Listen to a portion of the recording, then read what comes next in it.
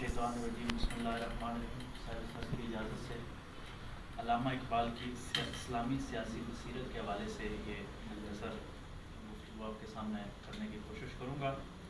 علامہ اقبال رحمۃ اللہ علیہ کے اوپر جتنی بھی کتابیں لکھی گئی تو اس میں آج جن کتابوں سے میں نے استفادہ کیا یہ ان کے صاحبزادے جسٹس جاوید اقبال کی کتابیں ہیں۔ ایک تو انہوں نے اقبال کی سوانحیات لکھی ہے جو زندہ رود کے نام سے ہے، اس سے کچھ واقعات لیے ہیں اور کچھ جو ہے ان کا اپنی کتاب ہے اپنا گریبان چاک اس میں سے لیے ہیں، اس کا خلاصہ مختصر انداز کے ساتھ آپ کے سامنے پیش کروں گا۔ علامہ اقبال عاشق رسول اور مفسر قرآن تھے۔ ان کا نظریہ سیاست اسلام کی روح سے جڑا ہوا تھا۔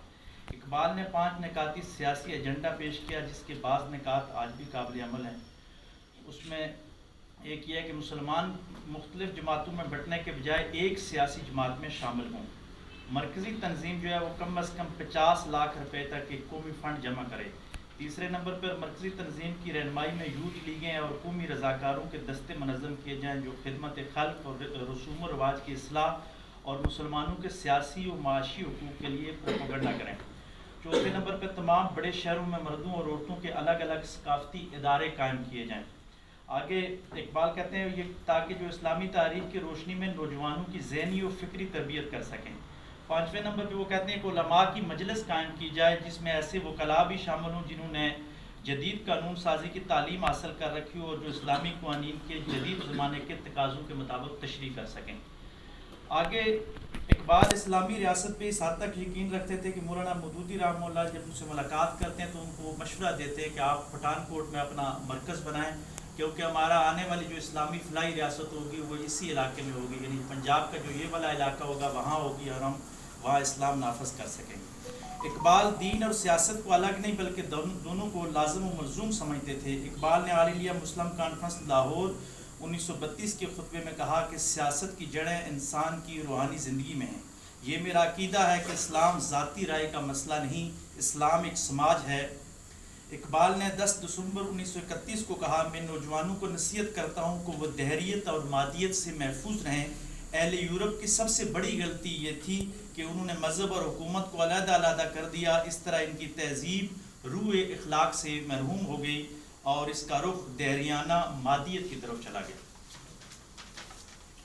اقبال ایک اور اپنے لیکچر میں روحانی جمہوریت کا ذکر کرتے ہیں کہ وہ مغربی جمہوریت جو ہے یہ سراسر مادیت کے اوپر مبنی ہے، اور 28 مئی 1937 کو قائد اعظم ایک خط لکھتے ہیں قائد اعظم رحمۃ اللہ علیہ کے نام۔ اس میں بھی وہ لکھتے ہیں کہ اسلام کے قانونی اصولوں کے مطابق کسی مناسب شکل میں سماجی جمہوریت کو قبول کر لینا کوئی انقلاب نہیں ہے۔ یہ جس جمہوریت میں ہم اور آپ جی رہے ہیں اقبال اس کو کوئی بڑا کارنامہ نہیں سمجھتے بلکہ اسلام کی اصل روح کی جانب لوٹنا ہوگا۔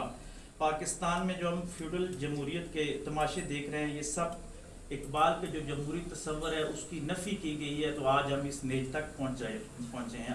آخر میں علامہ اقبال کے حوالے سے کچھ جو ان کی پارلیمانی سیاست ہے اس کے حوالے سے کچھ انفارمیشن ہے جو جسٹس جاوید اقبال کی کتاب زندہ روح سے میں نے لی ہیں کہ اقبال نے پنجاب کی قانون ساز اسمبلی کا الیکشن لڑا اور آپ 27 نومبر 1926 کو اس اسمبلی کے جو ہے ممبر منتخب ہوئے، یعنی پنجاب اسمبلی کو یہ اعزاز حاصل ہے کہ علامہ اقبال رحمۃ اللہ علیہ اس میں مسلم لیگ کی طرف سے ایم پی ممبر جو ہے وہ قانون ساز اسمبلی کے ممبر رہے، اور یہ ان کا ٹینور پورا ہوتا ہے 27 نومبر 1929 کو۔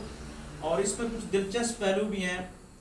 آپ کا جو مد مخالف امیدوار تھا وہ بھی مسلمان ہی تھا، ملک دین محمد تھا جو یونسٹ پارٹی کی طرف سے تھا، اور بڑی سخت اس نے مذہبی جنونیوں کو بھی خرید لیا تھا اور جو برادری ازم کی سیاست بھی آدمی کر رہا تھا۔ اس حوالے سے حفیظ جلندری نے ایک بڑا خوبصورت واقعہ لکھا ہے، شائستگی سے ذرا ہٹ کر ہے لیکن ہماری جو شدت پسندی ہے اس کو واضح کرتا ہے۔ حفیظ جلندری کہتے ہیں کہ ہم ڈور ٹو ڈور میٹنگ کر رہے تھے، اقبال صاحب کے ساتھ میں تھا، تو ایک پل کراس کرتے ہوئے یا ایک تنگ گلی سے گزرتے ہوئے آگے ایک انسان کھڑا تھا، تو اس کو علامہ اقبال نے سلام کے لیے ہاتھ آگے کیا، تو اس شخص نے تہذیب سے عاری ہو کر اپنا پاجامہ اتار دیا، یہ اپنی شلوار اتار دی۔ اقبال بہت زیادہ مغموم ہوئے، رنجیدہ خاطر ہوئے اور رونے کی حد تک چلے گئے۔ تو حفیظ جلندری کہتے ہیں کہ میں نے ان کو خوش کرنے کے لیے سوچا کہ اقبال کو اس غم سے نکالا جائے، تو میں نے ان کو کہا کہ آپ نے، اقبال کہتے ہیں کہ میں نے اس قوم کو سیاسی فکر دی، سیاسی فلسفہ دیا، لیکن بدلے میں یہ قوم مجھے کیا دکھا رہی ہے؟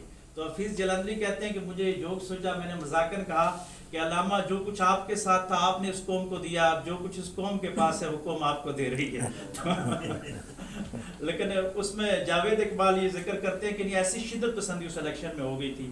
اور اس الیکشن کی ایک اور بات بھی ہے، بدقسمتی کی بات ہے، میں دینی مدارس کا نام نہیں لے رہا، سب تقریباً متبع فکر کے لوگ ہیں جو اقبال کے خلاف جنہوں نے اس الیکشن میں یعنی باقاعدہ کہا تھا کہ ووٹ نہ دی جائے، لیکن یہ بھی دیکھیں کہ اس الیکشن میں قادیانیوں نے اقبال کو ووٹ دیا، یہ جاوید اقبال کے مطابق۔ لیکن یہ ایک بہت ہماری تاریخ کا ایک تلخ پہلو ہے۔ لیکن بہرحال علامہ اقبال وہ الیکشن جیت گئے تھے، اس میں علامہ اقبال نے 5675 ووٹ لیے، اور ان کا جو مد مخالف تھا ملک الدین محمد، اس نے 2478 ووٹ لیے تھے۔ اسی پہ اختتام کرتے ہیں، پھر کبھی انشاءاللہ